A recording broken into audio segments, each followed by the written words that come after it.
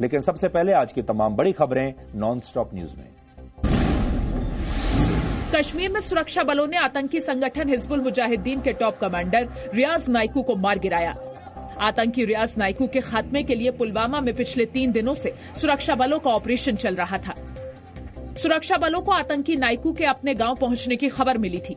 सूचना के बाद सुरक्षा बलों ने नाइकू के गांव बेगपुरा को घेर लिया। चेतावनी के बाद सुरक्षा बलों ने उस घर को ब्लास्ट से उड़ा दिया जिसमें नाइकू छिपा हुआ था। सुरक्षा बलों से बचने के लिए नाइकू ने रेलवे ट्रैक के नीचे सुरंग बना रखी थी। सुरक्षा बलों ने सुरंग को भी ब्लास्ट से उड़ा दिया। आतंकी रियाज नाइकू पर 12 लाख रुपए का इनाम था।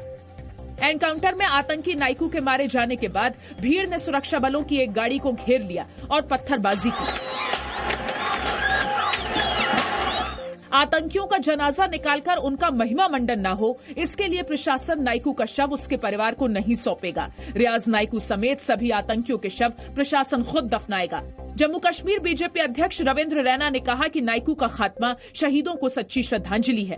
भारतीय सेना ने अपने वीर शहीदों को श्रद्धांजलि दी है और रियाज नाइकू को मौत के घाट उतारा है। नेशनल कॉन्फ्रेंस के नेता उमर अब्दुल्ला ने कहा कि रियाज नाइकू का भविष्य तभी तय हो गया था जब उसने आतंकवाद का रास्ता चुना था। जम्मू कश्मीर में पाकिस्तान रमजान के दौरान सुरक्षा बलों पर हमले की बड़ी साजिश रच रहा है। सूत्रों के मुताबिक जैश और हिजबुल के आतंकी दक्षिण और मध्य कश्मीर में हमले की योजना बना रहे हैं। हमले को अंजाम देने के लिए करीब 150 आतंकी एलओसी के दूसरी तरफ लॉन्चिंग पैड पर मौजूद हैं। लॉन्चिंग पैड पर मौजूद आतंकी भारत में घुसपैठ की कोशिश में हैं। हिजबुल के टॉप कमांडर रियाज नाइकू की मौत से बौखलाए पाकिस्तान ने भारत के खिलाफ दुष्प्रचार शुरू कर दिया है। पाकिस्तान ने दक्षिण एशिया में शांति और सुरक्षा के लिए अंतर्राष्ट्रीय समुदाय से दखल की मांग की है। जम्मू कश्मीर के हंदवाड़ा में आतंकी हमले में शहीद हुए सीआरपीएफ के जवान अश्विनी कुमार यादव का आज यूपी के गाजीपुर में अंतिम संस्कार किया गया। गाजीपुर के चकदाउद गांव में शहीद अश्विनी यादव को पूरे सैन्य सम्मान के साथ अंतिम विदाई दी गई। उनके 4 साल के बेटे आदित्य ने मुखाग्नि दी। अंतिम संस्कार में हजारों की भीड़ थी। लोग भारत माता की जय और वंदे मातरम के नारे लगा रहे थे। यूपी सरकार ने शहीद अश्विनी यादव के परिवार को 50 लाख रुपए देने का ऐलान किया है। शहीद अश्विनी यादव के परिवार के एक सदस्य को सरकारी नौकरी दी जाएगी। गांव की एक सड़क का नाम शहीद अश्विनी यादव के नाम पर होगा। इनके लिए माननीय मुख्यमंत्री जी ने यह घोषणा की है कि 50 लाख रुपए इनके परिवार को दिया जाएगा, जिसमें से 40 लाख रुपए इनकी पत्नी को और 10 लाख रुपए इनके माता पिता में से जो होंगे उनको। किसी एक सदस्य को इनके परिवार को सरकारी रूप से सेवा दी जाएगी और इनके गांव तक की जो सड़क है, यह सड़क उनके नाम पे होगी। देश भर में कोरोना संक्रमण के मामले 50,000 के करीब पहुंच गए हैं। केंद्रीय स्वास्थ्य मंत्री डॉक्टर हर्षवर्धन ने कहा कि कोरोना को कलंक समझकर लोग इसे छिपाए नहीं बल्कि वक्त पर बताएं। केसेस को जल्दी से जल्दी डायग्नोज कर लेना, उनको पकड़ लेना, उनको ट्रीटमेंट शुरू कर देना, उनको आइसोलेट कर देना, ये हमारा लक्ष्य है। सब मिलकर इस कोविड के खिलाफ जंग को निश्चित रूप से जीतेंगे। भारत में कोरोना के केस बढ़कर 49,391 हो गए हैं। कोरोना संक्रमण से अब तक 1,694 लोगों की मौत हो चुकी है। कोरोना संक्रमित 14,183 मरीज ठीक हो चुके हैं। कोरोना के 33,514 मरीजों का इलाज चल रहा है। कोरोना के सबसे ज्यादा मामले महाराष्ट्र और गुजरात में हैं। केंद्रीय स्वास्थ्य मंत्री डॉक्टर हर्षवर्धन ने आज दोनों राज्यों के स्वास्थ्य मंत्रियों और अफसरों के साथ वीडियो कॉन्फ्रेंसिंग करके हालात की जानकारी ली और आगे की रणनीति पर चर्चा की।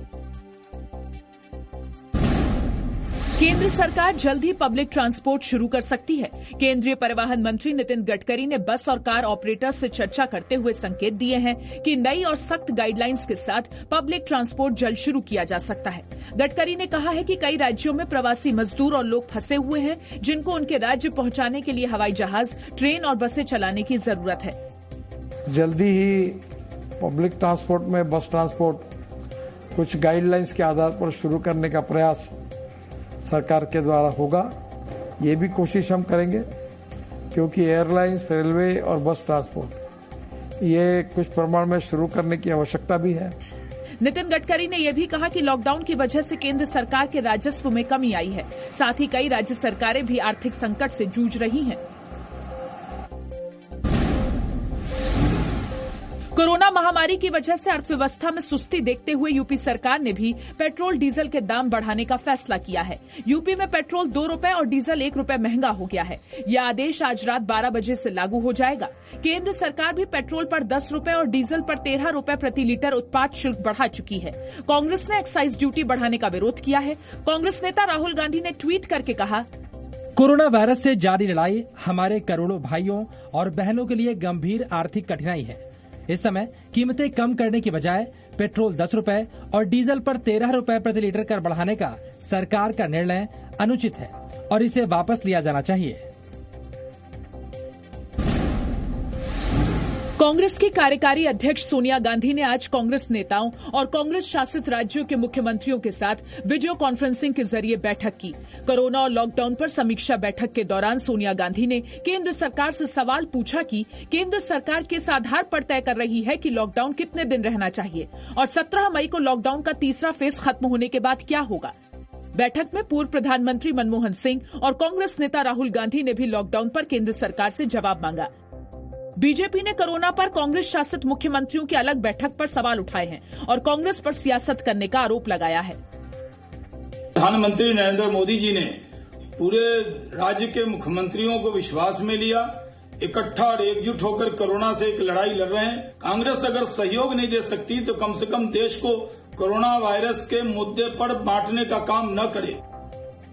युद्ध लड़ने की ताकत नहीं है, पीठ पर वार करने के प्रयास होते थे।